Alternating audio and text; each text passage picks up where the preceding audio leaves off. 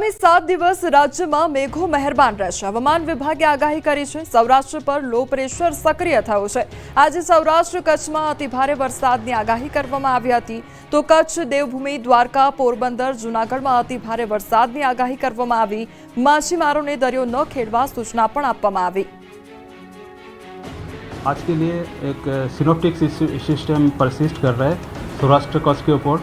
एक low pressure system अभी persist कर रहा है सौराष्ट्र कच्छ के ऊपर, जो इसका associated cyclonic circulation up to 7.6 kilometre ऊपर तक एक्सटेंड हुआ है। इसके कारण हम आज वेरी हेवी रेनफॉल का वार्निंग दे रहे हैं सौराष्ट्र कच्छ के लिए। इसमें वेरी हेवी रेनफॉल में जो डिस्ट्रिक्ट आ रहा है Dwarka, Porbandar, Junagadh, Kutch, heavy to very heavy rainfall का जो वार्निंग है। इसमें हैवी रेनफॉल का जो वार्निंग है राजकोट, जामनगर, अमरेली, भावनगर, गिर सोमनाथ और दीव। एंड जो गुजरात रीजन के लिए आज हैवी रेनफॉल का वार्निंग है।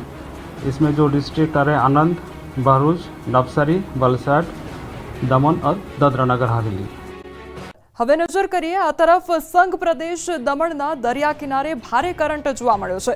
દરિયામાં ભારે કરંટને કારણે દરિયાના પાણી 7 થી 8 ફૂટ મોજા ઉછળ્યા છે।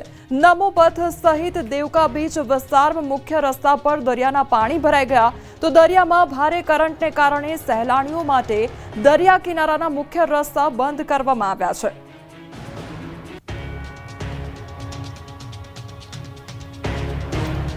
દ્વારકાના દરિયામાં ભારે કરંટ જોવા મળ્યો છે। ગોમતી ઘાટ કિનારે તોતિંગ મોજા ઉછળ્યા છે, તો 15 થી 20 ફૂટ ઊંચા મોજા ઉછળ્યા છે। અરબી સમુદ્રમાં ભારે પવન સાથે કરંટ જોવા મળ્યો છે। દ્વારકાના દરિયાએ રૌદ્ર સ્વરૂપ ધારણ કર્યું છે, તો સ્થાનિક તંત્ર દ્વારા સહેલાણીઓને સાવચેતી રાખવા અને ગોમતી ઘાટ નજીક ન જવા માટે અપીલ પણ કરવામાં આવી છે। પોરબંદરના દરિયામાં ઉછળ્યા ભારે મોજા।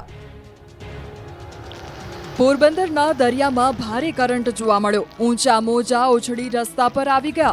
પોરબંદરનો દરિયો હાલ ભારે તોફાની જોવા મળી રહ્યો છે। ચોમાસાનો સમય હોવાથી દરિયામાં હાલ ભારે કરંટ જોવા મળી રહ્યો છે અને દરિયાકાંઠે ઊંચા મોજા ઉછળી રહ્યા છે। જી હાં, હવામાન વિભાગે જે રીતે આગાહી કરી હતી તે મુજબ પોરબંદર જિલ્લામાં પણ હાલ વરસાદી માહોલ જોવા મળી રહ્યો છે। ધીમી ધારે વરસાદ વરસી રહ્યો છે, ત્યારે પોરબંદરના દરિયામાં ભારે કરંટ દેખાયો। ચોપાટી પર દરિયાના ઊંચા મોજા ઉછળી રસ્તા સુધી આવતા જોવા મળી રહ્યા છે। પ્રવાસીઓને દરિયાથી दूर રહેવા સતત વહીવટી તંત્ર દ્વારા કહેવામાં આવી રહ્યું છે। સામાન્ય રીતે ચોમાસાના સમયમાં દરિયામાં આ પ્રકારની પરિસ્થિતિ જોવા મળે છે। આ ઉપરાંત સાયક્લોનિક સર્ક્યુલેશનના પગલે દરિયામાં પવનની ગતિ તેજ જોવા મળી રહી છે। વરસાદી સિસ્ટમ સક્રિય થતા ભારે પવન સાથે વરસાદ પડશે। જો કે હવામાન વિભાગે સૌરાષ્ટ્રના દરિયાકાંઠાના વિસ્તારમાં વરસાદની આગાહી પણ કરી છે। સાથે માછીમારોને દરિયો ન ખેડવા માટે તાકીદ કરવામાં આવી છે। દરિયાને રોકવો પડશે, આમે નહીં ઉનાના સૈયદ રાજપરા ગામના લોકો કહી રહ્યા છે।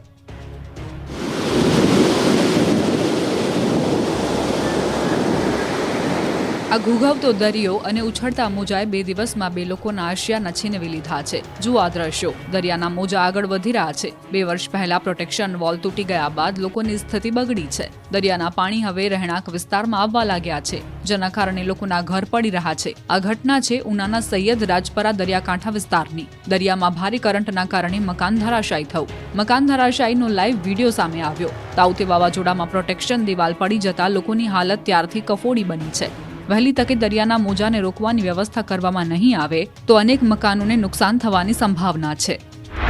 તો બીજી ઘટના સામે આવી સુરતના સલાબતપુરાના ધમલાવાડ 1માં બીજા માળનો મકાનનો ભાગ ધરાશાયી થયો। વર્ષો જૂના મકાનના બીજા માળનો ભાગ તૂટી પડતા 2 લોકો ઇજાગ્રસ્ત થયા। ઘટનાની જાણ થતા પોલીસ પીસીઆર વાન સ્થળ પર પહોંચી 108ની રાહ જોયા વિના પીસીઆર વાનમાં જ ઇજાગ્રસ્તોને સારવાર માટે ખસેડાયા। સદનસીબે મોટી દુર્ઘટના ટળી। ફાયર વિભાગ અને પાલિકા દ્વારા વધુ કાર્યવાહી હાથ ધરવામાં આવી।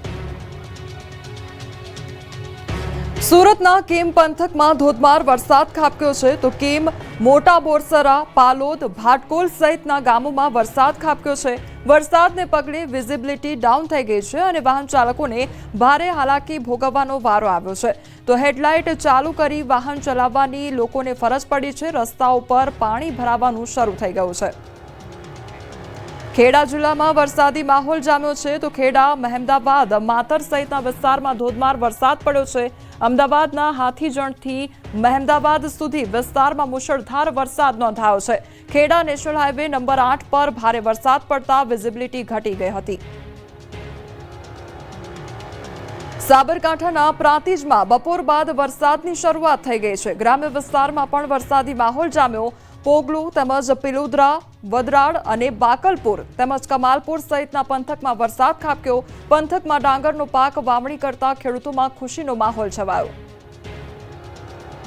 ભાવનગર જિલ્લામાં ધોધમાર વરસાદ વરસ્યો તો ભાવનગર શહેર સહિત જિલ્લામાં બપોર બાદ વરસાદી માહોલ જામ્યો હતો. શહેરમાં મોડી સાંજે વાદળછાયું વાતાવરણ વચ્ચે વરસાદ નોંધાયો હતો. છેલ્લા ઘણા દિવસથી જિલ્લાના તાલુકા મથકો પર પડી રહ્યો છે છૂટો છવાયો ઝરમર વરસાદ. અમરેલી જિલ્લાના કેટલાક વિસ્તારમાં વરસાદી માહોલ જોવા મળ્યો તો રાજુલા શહેરમાં ધોધમાર વરસાદ ખાબક્યો છે. શહેર અને આસપાસના હિંડોળના, છતડિયા સહિત ગામડાઓમાં વરસાદ નોંધાયો છે. રાજુલા વિસ્તારમાં સતત વરસાદને લઈ ખેડૂતોમાં આનંદની લાગણી છવાઈ ગઈ છે. ગરમીમાંથી લોકોને રાહત પ્રાપ્ત થઈ છે. સૌરાષ્ટ્રના કેટલાક વિસ્તારમાં જોવા મળ્યો છે વરસાદી માહોલ. રાજ્યમાં વરસાદી માહોલ બરાબરનો જામ્યો છે. હવામાન વિભાગે સૌરાષ્ટ્રના કેટલાક વિસ્તારમાં વરસાદી ઝાપટા પડવાની આગાહી કરી છે. કચ્છ, પોરબંદર અને દ્વારકામાં વરસાદી માહોલ જામ્યો છે. સૌપ્રથમ વાત કચ્છ ભુજની કરીએ તો ભુજના દેસલપર વાઢામાં વરસાદ નોંધાયો છે. વરસાદથી દેસલપરની બજારોમાં પાણી વહી નીકળ્યા તો હાલ સમગ્ર કચ્છમાં વરસાદી માહોલ સર્જાયો છે. ક્યાંક ઝરમર તો ક્યાંક ઝાપટા વરસી રહ્યા છે. સવારે વાગડ વિસ્તારમાં ઝાપટા વરસ્યા હતા. કચ્છ પંથકમાં પડેલા સારા વરસાદના કારણે લોકોએ ગરમીથી રાહત અનુભવી હતી. તો યાત્રાધામ દ્વારકામાં વહેલી સવારથી જ વરસાદનું આગમન થયું છે. વહેલી સવારે 7 વાગ્યાથી અત્યાર સુધીમાં 2 ઇંચ વરસાદ વરસ્યો છે. મુખ્ય બજારોમાંથી વરસાદી પાણી વહેતા થયા છે. દ્વારકા સહિત ગ્રામ્ય પંથકમાં વરસાદ નોંધાયો છે. દ્વારકાના કલ્યાણપુર તાલુકામાં પણ સાર્વત્રિક વરસાદ વરસ્યો. રાવલ, પાનેલી તેમજ ટંકારિયા, કલ્યાણપુર સહિતના ગામોમાં સારો વરસાદ વરસ્યો. ઉપરવાસના ગામોમાં સારા વરસાદના પગલે સૂર્યાવદર સાની ડેમમાં પાણીની આવક થઈ છે. હાલ સાની ડેમનું નિર્માણ કાર્ય ચાલુ હોય અને આ વર્ષે હજુ પણ ડેમ પૂરો ભરવામાં આવશે નહીં. પાયા સુધીનું કામ પૂર્ણ થયેલ હોવાથી ત્યાં સુધી પાણીની આવક નોંધાઈ છે. હજુ પણ ડેમમાં પાણીની આવક ચાલુ છે. આસપાસના ગામોમાં સારા વરસાદના પગલે ખેડૂતોમાં ખુશીની લહેર છે. તો પોરબંદરમાં સવારથી વરસાદી માહોલ જોવા મળી રહ્યો છે. પોરબંદર તથા રાણાવાવ તાલુકામાં ધીમી ધારે વરસાદ વરસી રહ્યો છે. પોરબંદરમાં 1 ઇંચ જેટલો વરસાદ વરસ્યો છે, જ્યારે રાણાવાવમાં 1/2 ઇંચ જેટલો વરસાદ વરસ્યો છે. વાવણી બાદ જરૂરિયાત સમયે જ વરસાદ થતા ખેડૂતોમાં ખુશીનો માહોલ જોવા મળી રહ્યો છે. આગામી 7 દિવસ રાજ્યમાં મેઘો મહેરબાન રહેશે. હવામાન વિભાગે આગાહી કરી છે. સૌરાષ્ટ્ર પર લો પ્રેશર સક્રિય થયું છે. આજે સૌરાષ્ટ્ર કચ્છમાં અતિભારે વરસાદની આગાહી કરવામાં આવી હતી. તો કચ્છ, દેવભૂમિ, દ્વારકા, પોરબંદર, જૂનાગઢમાં અતિભારે વરસાદની આગાહી કરવામાં આવી. માછીમારોને દરિયો ન ખેડવા સૂચના પણ આપવામાં આવી. आज के लिए एक सिनोप्टिक सिस्टम परसिस्ट कर रहा है सौराष्ट्र कच्छ के ऊपर. एक लो प्रेशर सिस्टम अभी परसिस्ट कर रहा है सौराष्ट्र कच्छ के ऊपर, जो इसका associated cyclonic circulation up to 7.6 kilometre ऊपर तक एक्सटेंड हुआ है. इसके कारण हम आज वेरी हेवी रेनफॉल का वार्निंग दे रहे हैं सौराष्ट्र कच्छ के लिए. इसमें वेरी हेवी रेनफॉल में जो डिस्ट्रिक्ट आ रहा है Dwarka, Porbandar, Junagadh, Kutch, heavy to very heavy rainfall का जो वार्निंग है. इसमें हेवी रेनफॉल का जो वार्निंग है राजकोट, जामनगर, अमरेली, भावनगर, गिर सोमनाथ और दीव. एंड जो गुजरात रीजन के लिए आज हेवी रेनफॉल का वार्निंग है. इसमें जो डिस्ट्रिक्ट आ रहे हैं आनंद, भरूच, नवसारी, वलसाड, दमन और दादरा नगर हवेली. બનાસ નદીમાં પાણી આવતા લોકોની હાલાકી વધી ગઈ છે. આ દ્રશ્યો બનાસકાંઠાના કાકવાડા ગામે આવેલી બનાસ નદીના. કમરસમાં પાણીમાં બાળકો અને લોકો નદી પસાર કરવા મજબૂર છે. ઉપરવાસમાં પડેલા ભારે વરસાદના કારણે નદીમાં નવા નીર આવ્યા છે. પાણી તો આવ્યું પણ સાથે સાથે લોકોની મુશ્કેલી પણ વધારી દીધી. બનાસ નદીમાં પાણી આવતા શાળાએ જતા બાળકોની મુશ્કેલી વધી ગઈ છે. બનાસ નદીમાં કેડસમાં પાણી વહેતા વાલીઓએ બાળકોને ખભે ઊંચકીને રસ્તો પાર કરવો પડ્યો છે. બનાસ નદીના સામા કાંઠે કાકવાડા સહિતના અનેક ગામડાઓ આવેલા છે. નદીમાં પાણી આવતા સામા કાંઠે જવા માટે પાણીમાં થઈને જોખમી રીતે પસાર થવા સિવાય કોઈ જ રસ્તો નથી. કાકવાડા ગામના અનેક લોકોના નદીના સામા કાંઠે ખેતરો પણ આવેલા છે. પશુપાલનનો વ્યવસાય કરતા લોકોને માથે દૂધ ઉપાડીને નદીમાંથી પસાર થવું પડે